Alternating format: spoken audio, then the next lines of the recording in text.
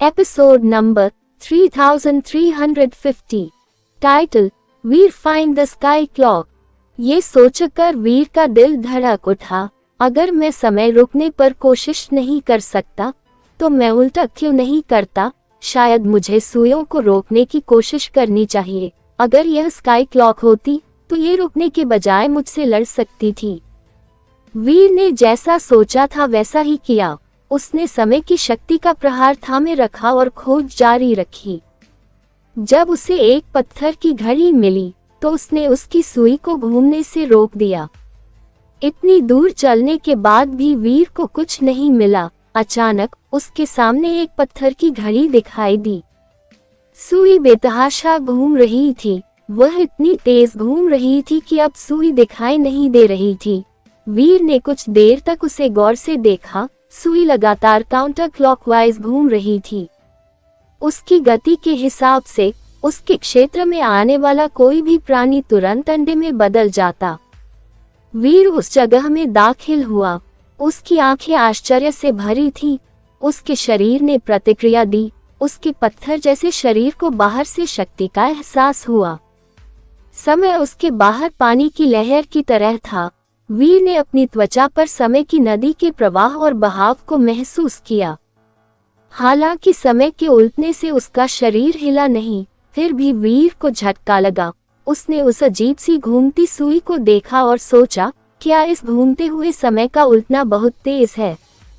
क्या इसीलिए मेरे शरीर ने वाकई कोई प्रतिक्रिया दी है? क्या सिर्फ ये घड़ी ही अजीब है? उस प्रश्न का उत्तर खोजना वीर के लिए कठिन नहीं था। वह घूमती हुई सुई की ओर बढ़ा। जैसे ही वह आगे बढ़ा, वीर को किसी चीज ने चौंका दिया। उसे बेहद खुशी हुई। जब वह सुई के पास गया तो सुई की गति बढ़ गई। वह पहले से कहीं ज्यादा तेज चल रही थी। कुछ गड़बड़ है। इस पत्थर की घड़ी में कुछ गड़बड़ है। एक साधारण पत्थर की घड़ी में सुई की गति टाइम स्काई से जुड़ी होती है। इस गति को साधारण तरीकों से नहीं बदला जा सकता। अगर गति बदली गई तो पूरा टाइम स्काई प्रभावित होगा। पत्थर की घड़ियां भी बदल जाएंगी जब तक कि मेरी किस्मत सच में ना आ जाए। वीर की आंखें मानो आग की तरह जल रही थी जब वह सुई को घूर रहा था। उसने सारी हिचकिचाहट छोड़ दी और सुई के पास गया। वीर सुई के जितना करीब पहुंचता, पत्थर की घड़ी उतनी ही तेजी से घूमती। समय की नदी का प्रभाव और भी ज्यादा गहरा होता गया। उल्टी समय की शक्ति ने लगभग किसी ऐसी चीज को घुमा दिया जो वह देख सकता था। जब वीर सुई के पास गया तो ऐसा लगा जैसे वह तूफानी समुद्र में तैरती हुई नाव हो, मानो वह उसे किसी झरने पर चढ़ाने की कोशिश कर रहा हो।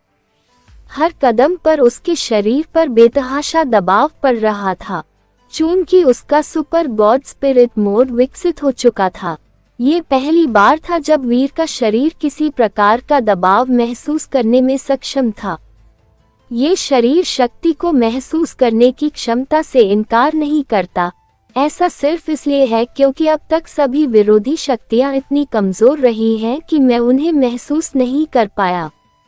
वीर आगे बढ़ा।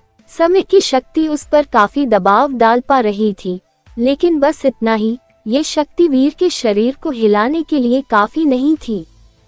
सबसे अहम बात यह थी कि यह उस दायरे के आसपास भी नहीं पहुंची जहां उसका शरीर विलीन हो सकता था। वीर सुई के सामने चला गया। उसने अपना हाथ बढ़ाकर उस पत्थर की सुई को पकड़ लिया जो बेतहाशा घूम रही थी। जैसे ही उसके हाथ ने सुई रोकी, सुई में एक तेज उछाल आया जिससे वह और भी तेजी से घूमने लगी। वीर का शरीर भी उसके साथ आधा चक्कर घूमने लगा। आखिरकार वीर ने सुई की गति रोक दी। वह हिली, लेकिन अब घूम नहीं सकती थी। बस पत्थर की सुई किसी भी आम सुई जैसी नहीं थी। वीर ने उसे रोका नहीं, बल्कि वह शक्ति से फट पड़ी। वीर की शक्ति अनियंत्रित रूप से दूर धकेल दी गई। उसके पैर पत्थर की जमीन पर पड़े, जिससे उसमें एक गहरी खाई बन गई। वीर के शरीर ने शक्ति का प्रयोग किया। उसके हाथों ने बेपरवाह सुई के पत्थर के किनारे को धकेला। पत्थर की सुई का बल स्थिर हो गया। सुई लगातार कांप रही थी, मानो अब भी लड़ने की कोशिश कर रही हो। जब वीर ने सुई को पकड़कर दबाने की कोशिश की, तो सुई कितनी भी हिलने की कोशिश करे, वह कुछ नहीं कर पाया। कचचाक! अचानक वीर को एक चटकने की आवाज सुनाई दी। पत्थर की सुई चटक गई, जिससे तितली जैसी दरार पड़ गई। वह इतनी तेजी से घूमी कि लग रहा था कि वह बहुत तेज है। ऐसा लग रहा था मानो सुई टूट जाएगी। देखते ही देखते 90 फुट लंबी पत्थर की सुई की पूरी संरचना में दरारें पड़ गईं। सुई पर तब तक और जोर लगाया जाता रहा जब तक कि वह टुकड़े टुकड़े होकर बिखर नहीं गई। टूटे हुए पत्थर के बीच से एक क्रिस्टल जैसी रोशनी निकल रही थी, मानो तलवार की रोशनी वीर की ओर वार कर रही हो। वीर ने क्रिस्टल लाइट की ओर हाथ बढ़ाया और उसे रोक दिया। उसके शरीर ने क्रिस्टल लाइट को पीछे धकेल दिया। उसके पैरों ने जमीन में 2 गहरी खाइयां बना दी। वो उसकी ताकत को रोक नहीं पाया, इसलिए उसने जमीन पर एक घेरा बना दिया। वीर अब देख पा रहा था कि यह तलवार की बत्ती नहीं थी, ये क्रिस्टल से बनी एक सुई थी। ये काफी सुंदर लग रही थी और इसका क्रिस्टल आकार चमक रहा था। ये बेहतरीन और बेहद खूबसूरत सामग्री से बना एक असाधारण भाला लग रहा था।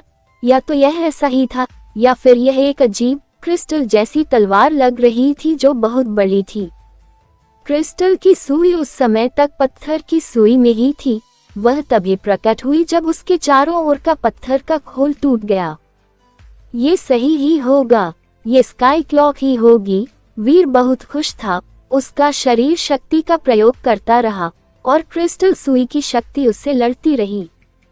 क्रिस्टल सुई की घूमने की गति अंततः धीमी होकर थमने लगी। कचचाक कचचाक! वीर के पैरों के नीचे से और भी चटकने की आवाजें आ रही थीं। पत्थर की घड़ी के सामने कई बड़ी बड़ी दरारें फैल रही थीं। उस घड़ी के ऊपर एक क्रिस्टल लाइट जल रही थी। पत्थर की घड़ी जो टूट टूट कर बिखर रही थी। वीर को तुरंत एक क्रिस्टल घड़ी जैसी चीज दिखाई दी। चून की सुई जैसी शक्ति वीर से लगातार लड़ रही थी, इसलिए उस शक्तिशाली शक्ति ने पत्थर की घड़ी के खोल को बाहर से तोड़कर अपना असली रूप प्रकट कर दिया। पत्थर की घड़ी जल्दी ही टूट गई। इससे एक बड़ी क्रिस्टल घड़ी का पता चला। वीर क्रिस्टल घड़ी के ऊपर खड़ा था, सुई पकड़े हुए। सुई हिलती रही, लेकिन हिल नहीं पा रही थी। कुछ समय पहले ही वीर ने एक बड़ी लड़ाई छेड़ दी थी। अब उस लोक के ज्यादातर जीव वहां खींचे चले आ रहे थे। उसे शक था कि स्काई क्लॉक की खोज से एक बड़ी लड़ाई शुरू हो जाएगी और जीव उसकी ओर खींचे चले आएंगे, उन्हें कहीं और व्यस्त रखकर। उसका मतलब था कि वह फिलहाल आजाद था। मैं स्काई क्लॉक पर कैसे कब्जा करूं? वीर ने सुई पकड़ी और स्काई क्लॉक से लड़ने लगा। हालांकि वह उसे काबू में रख सकता था, स्काई क्लॉक का उसके आगे झुकने और उसकी आज्ञा मानने का कोई इरादा नहीं था। फिर भी उसने वीर की इच्छा के विरुद्ध लड़ने और उसे अधीन करने और उसके अधीन रहने की कोशिश की। वीर सोच ही रहा था कि स्काई क्लॉक पर कैसे कब्जा करूं, तभी उसे लगा जैसे कोई आ गया हो। उसने पलटकर देखा तो एंशिएंट डेविल उसकी ओर आ रहा था। उसका दिल धड़क उठा। एंशिएंट डेविल किसी और समय क्यों नहीं दिखा? वह अभी क्यों दिखाई दे रहा है? क्या यह आदमी पूरे समय मेरा पीछा कर रहा था? वीर के दिमाग में एंशिएंट डेविल के बारे में कई तरह के विचार कौंध रहे थे। एंशिएंट डेविल स्काई क्लॉक के पास गया और उस बड़ी क्रिस्टल घड़ी को देखकर मुस्कुराया और बोला, तुम्हारी किस्मत इतनी भी बुरी नहीं है। लगता है तुम स्काई क्लॉक ढूंढने में कामयाब हो गए हो। वीर ने एंशिएंट डेविल को घूरते हुए पूछा, एंशिएंट डेविल, क्या तुम मेरा पीछा कर रहे हो? एंशिएंट डेविल हंसा, तुम मेरा पीछा करते थे? मुझे लगा था कि अगर हम एक बार बदल जाएं तो कोई बात नहीं। खैर, मुझे उम्मीद नहीं थी कि तुम इतने भाग्यशाली होगे कि इतने कम समय में स्काई क्लॉक ढूंढ लोगे। तुमने मेरी उम्मीदों से बढ़कर काम किया। हाँ, मुझे मिल गया, और जो मेरा है उसे कोई और नहीं चुरा सकता। वीर ने आंखें मूंद कर कहा, तुम अभी तक इसे जीत नहीं पाए हो, इसलिए ये तुम्हारा नहीं है। एंशिएंट डेविल का चेहरा नहीं बदला, वह स्काई क्लॉक के पास गया।